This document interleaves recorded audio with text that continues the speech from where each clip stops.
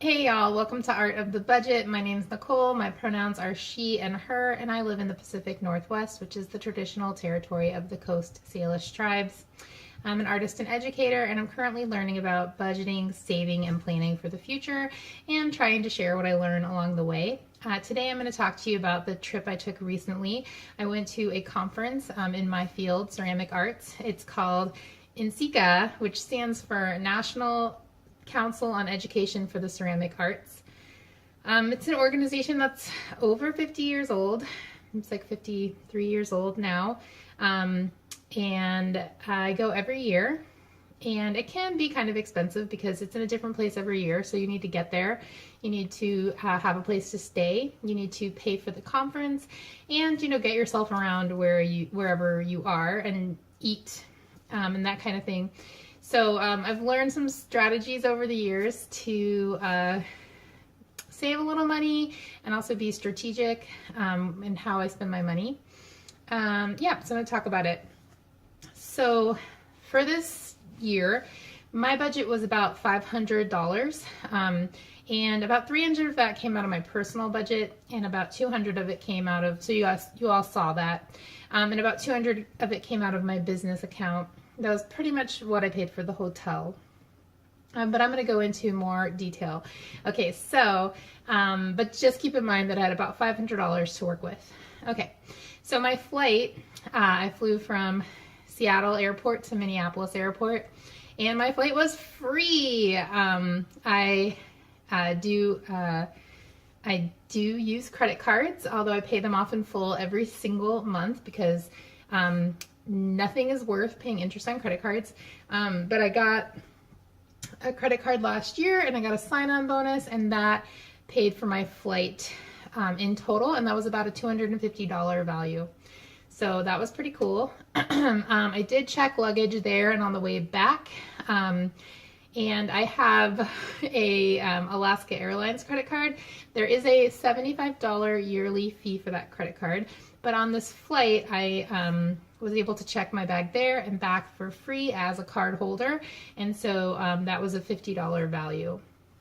Okay, so I generally prefer cards that don't have any kind of yearly fee, but I think if the sign-on bonus is good enough, and then from there on out the value that you get every year is good enough, then it might be worth it. I think it's really important to do the math. I would definitely consider myself a credit card amateur, but there's some really good YouTube channels out there to help you with that kind of stuff if you're interested. But if you're not the kind of person that can pay off credit cards every month, then don't do it. Okay, so that was a $50 value.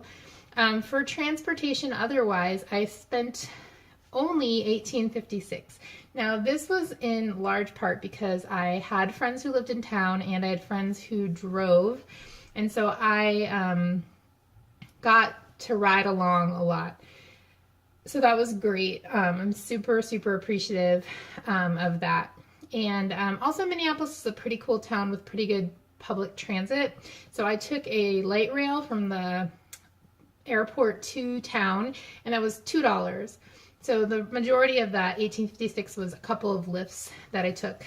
So when you're at this conference, most of the stuff for the conference is happening in the convention center, and so that's very localized. But excuse me, but there's shows all over the city because this is a huge conference. I mean, I think it's huge. There's like 6,000 or more ceramic artists in one space, and so there are shows everywhere. So you typically want to go and see as many shows as possible. I was actually working a lot for both my collectives pre-conference, and then I also did a talk at the conference. So I didn't see as many shows as I would like to, but when I did, I was mostly jumping in cars with other folks, their own cars. So 1856 was mostly just a couple of lift rides that I shared with folks. Okay, so where did I stay? So the first several days, I was there for a week and a day. Wait, Saturday. I was there for 7 nights. on the first 3 nights, I stayed with a friend of a friend. So she helped me organize ahead of time to stay with friends. My NCECA wife, my friend that we go and stay in the same place, also came out early because she was putting up a show. And so we stayed with these awesome friends, Jess and Noah, and their delightful daughter, whose name I won't say, but what a just total joy. And also their wonderful puppy. And yeah, it was really, really fun. We got to meet some new friends, and it was also great because staying there, they had a room for us, which was cool, and also we could get groceries and cook breakfast and lunch. So we did that for the first few days, which was great. So yeah, that was really delightful. Once the official conference started, then we moved to the conference center hotel, and we had 2 queen size beds. We shared 4 of us all together shared, and so the room came out to about $190 each. So that was, you know, pretty affordable for 4 nights, and it was very convenient to be so close to the convention center from that point on. Okay, so let's see. The conference fee and the yearly membership for the organization was free because I did a talk. I shared my talk, which I kind of showed you guys a little about budgeting and retirement basics, and so I got those for free. And now I usually do the early bird registration and pay for a year of membership, and that's a $253 value. Then I had to pay cat sitter, so I had a friend stay with my cats, and you know, she really takes care of them. She lets them go outside and like supervises them, and yeah, is really committed. So I paid her $100, which I think is a great price, and I'm really thankful for this friend. And then the bulk of my budget, most of that $300 that you guys saw in my last week of March budget check-in, was for food. So in total, I spent $314.21 on food, which is cool with me. I was in Minneapolis, which is a really good food town, and I think I mentioned I had a couple of like meh meals, but with really excellent company, and I had a lot of really delicious meals also with really excellent company. So yeah, I was really happy to spend that money, and I had budgeted ahead of time. I guess I technically went just a little over budget, but I was under in other areas, so my month balanced out, and it wasn't too dramatic. Also for the week, I did actually make a little bit of income, so this will go into my business account, and it's not I don't know if I'll get it in March or April, but for the talk that I did, they do give all of their speakers, the conference does, a $300 stipend. So that's really, I think, very generous, much more generous than some other conferences I've spoken at. So that was really great. And then also a year of membership, which I mentioned. So that's, you know, an entry to the conference. So that's a really good value. And then for the project that my artist collective did, I think I'll make about $50 from that. So we were trying to pay everyone that participated, including ourselves. So yeah, so about $350 of income is what I hope to get from it. It's all stuff that I would be happy to do for free, but as we've kind of talked about, like it's really great to get value for what I contribute. So yeah, that was basically it.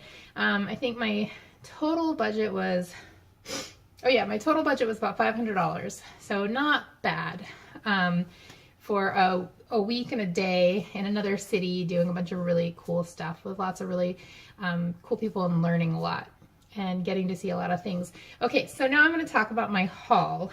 Got all this stuff in front of me. So one of the first days I was there was a place called Northern Clay Center, and there's a really cool project called the Democratic Cup. Here, I'm just going to scroll down on my notes here. And the Democratic Cup uses handmade cups to encourage people to become active, engaged citizens in democracy.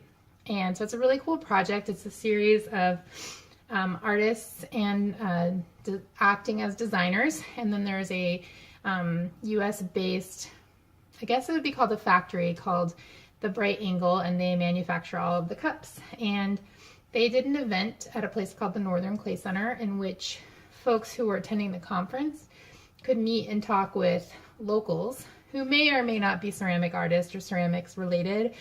And you meet and you talk for an hour, which is like a significant amount of time, like a solid hour. So when you get there, there's part of the exhibition is this little room kind of that's open, but it's enclosed but open, if that makes sense. And you walk in, there's like a host that gets you coffee and pie of your choice, and you chat with someone. I chatted with someone named Kevin, and we talked about a lot of things. They are actually a full-time artist. You guys know I have a full-time job and I do my art stuff on the side. So that was really cool to chat with Kevin about. I got this cup, and so we got to drink our coffee, and then we got to keep the cup I used. So the illustrator, I looked on their website and I couldn't find out who the illustrator was, but the cup is by Brent, who is actually like an old ceramics pal, and I knew going in, I was like, I want to get a Brent cup. So I was really excited to get this little cutie pie. Give you guys a good look, especially this sweet little handle. All right, so that was my first thing I got. Then later that week, I went to an event that someone I kind of know of from this coast, from like the social medias, organized this event, and one of my really good old friends who lives in Minneapolis was part of it. So I went to the popup, and it was at a brewery. You could buy things and you could also drink a beer. It was great. So I got this piece from the organizer. This is Brent Pafford. I will link everyone's websites down below. So this is an artist. I've been really wanting a piece of his work for a long time. I don't know if you can tell. Let's see if I can get this in the right spot. There's some really nice stripes through the stone, and there's like a bright kind of turquoise blue and purple. No, I don't think you can see it. The sun is back here, so I can see it really well. Anyway, there's another really nice surprise, which is this. Woohoo! Which kind of matches the colors in the stone. Okay. So yeah, I got this finally. I was really excited. And then I also got to buy something from a good friend of mine who I actually own a lot of work of, and most of it was gifts. So I was really excited to get to buy some work and support this person. And this is Higgins. Hope you guys can see this pretty well. Oh, a black cat. So this is Higgins. I'm actually drinking coffee out of this right now. They also threw in some treats for me. I got this for also by Autumn cat sitter. Autumn makes things that don't have cats on them, but I just was going with the theme. And then this was also like kind of a gift from Autumn. So this is a little tool for making ceramics with. It's a scratcher and scorer for putting clay together. So those are really cool. And then last but not least, at this pop-up, I saw an artist that I had the pleasure of spending some time with over the summer named demlow. And I got this plate, which frankly, of all the things I got, a plate was something I actually needed. So I'm going to show you the back. I'm going to show you my favorite part. This is the little spot from their fingerprints. If you've ever taken a class with me, you know how much I love fingerprints. Like, just leave the fingerprints. They're so nice. So, yeah. All right. So, yeah, I got this plate. And like I said, I was really needing some. I only have like 4 full-size plates. So that was very cool to get. I'll link all those artists down below. And I got just a couple other little treats that I picked up along the way. So I was part of an exhibition, and there was a lot of interactive artwork as part of this exhibition. And I got a piece from one of my favorite artists and good friends, MC Baumstark.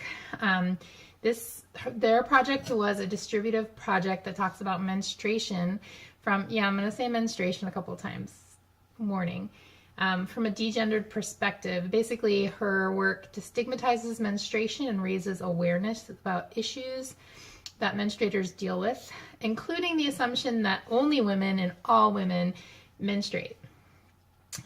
So this project was a distributive project that had brooches, the menstrual brooch project. This was a maxi pad with some gold luster blood, and there were also tampons and menstrual cups. So I got this for myself. I was pretty excited. And I also got a menstrual cup for my cat sitter. The next project, the next piece I got was another project that was part of that exhibition. It's by the team Plant-Bot Genetics. I don't know why I put quotation marks, but the team's name is called Plant-Bot Genetics, and the artists are Wendy Deshane and Jeff Schmucke. And sorry, Jeff, if I didn't get your last name correct. But they have a project with these pottery shards, and I guess this is where the word ostracized comes from, was this way of deciding who would be ostracized with these pieces of pottery that would have a name inscribed. So they had a pile of shards and they had a tool and you could inscribe the name. But they also had some pieces that were, they could be magnets or they could be sort of brooches if you put them like on like this. And this one was, they have all kinds of pop culture imagery on them of all sorts. So this one was dollar signs, which I thought was really perfect for me and that I could wear. I put it on my lapel of my blazer during my money talk. So that was really, really cool. Okay, so then